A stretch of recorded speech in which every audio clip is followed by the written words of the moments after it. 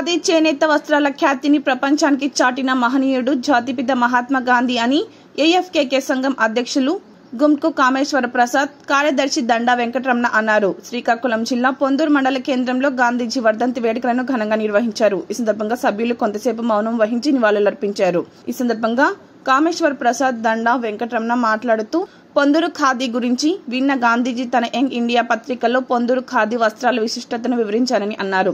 ఖాదీ వస్త్రాలంటే జాతిపితకు మక్కువ ఎక్కువ అని, ఆయన జీవితం ప్రతి ఒక్కరికి స్ఫూర్తిదాయకమని అన్నారు. ప్రతి ఒక్కరు గాంధీ మహాత్ముని అడుగు జాడలో నడవాలని పిలుపునిచ్చారు.